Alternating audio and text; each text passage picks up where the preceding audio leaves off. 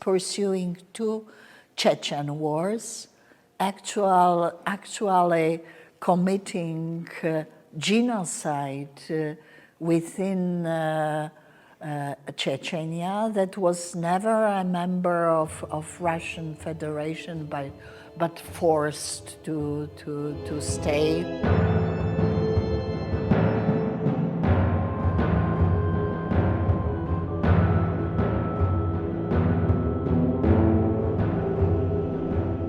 It's not new. They always accuse. Remember, they accused Ukraine of terrorist activity, and it was the criminal aggression against, waging war against Ukraine was called special operation, simply to cut allegedly terrorist activity by a state. The only really terrorist state I know now is surely, if only, is Russia under Putin. So, well, no surprise to me, knowing activity of Akhmed Zakaev. I can imagine that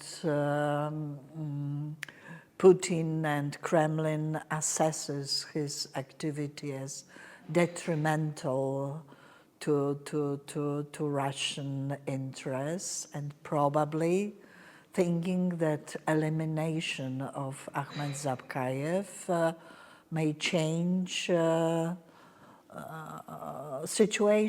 conditions for Russian Federation to introduce vicious policies that are in their heads. Well, we should defend him simply. So this kind of narrative I would rather perceive as a narrative aimed at further consolidating internally Russian people against external powers and consolidating them around Putin. So on one hand, it is positive because this kind of narratives mean they are weaker, simply. And topic of money and eventuality of paying money to some, I would say, partner rather than dedicating it to people, honestly, to warfare, not to people, because people are impoverished, they do not receive money. Even those who perished fighting against Ukraine, families do not receive compensation they were promised. Kremlin rather speaks about lost people that are somehow lost, not sure about their being killed in combat. So I think it may be narrative, but I think the danger is there. Simply, they consider Akhmed Zakaev and government in exile as more and more effective, more and more visible, able to influence perception within the world, eventually able also to neutralize I would say, position of Putin or Kremlin as a genuine, credible interlocutor to Western powers and Western leaders. That is on purpose, but I would consider it a narrative rather than real reason for action. Real reason is effectiveness of Akhmed Zakaev and his consistency in pursuing goal of independence of Ichkeria.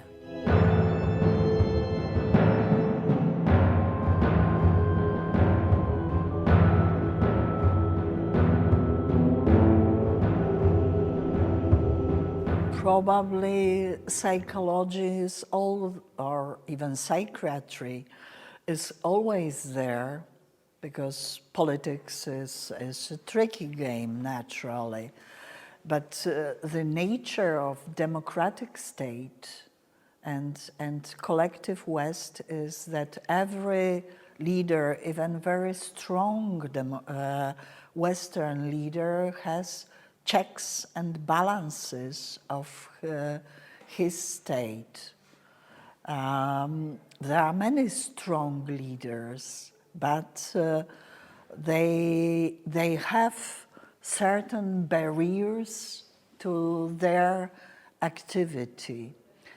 Sometimes such barriers, even in Western world, have been overcome by individual leaders, but it is in terms of activity of, let's say, dictator like Putin, because now after all atrocities, you have to remember that his professional career used to be a KGB man.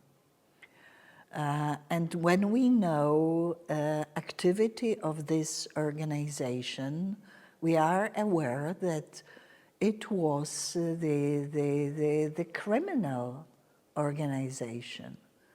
Criminal perpetrating many crimes all over the world. We are aware of this. And it was his training, his nature.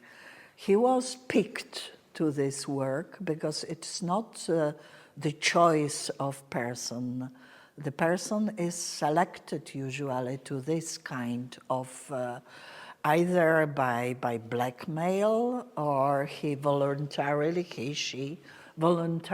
accepts this kind of activity. I think it was already assessment of his personal features and training him to this.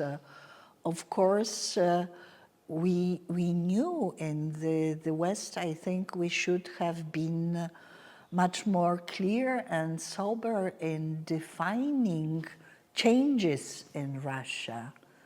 It was more and more organized, like I would say, mafia state or a KGB state, simply. So adopting the rules that are rules of criminal organization rather than a state, even in centrally or centralized state. Nowadays, I think that he was well picked.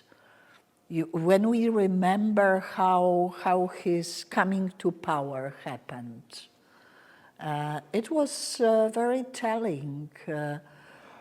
So consolidation of the state and his power actually in subjugating people and nations, pursuing 2 Chechen wars, actually committing genocide within Chechnya that was never a member of Russian Federation, but forced to stay like this, undermining independence of this state, subjugating further nations that were still within or colonizing simply them, and to pursue this policy I think that a person like Putin was simply needed. So it is not only personal features that I look at, but certain stage of consolidating the state and broadening the imperial influence of the state.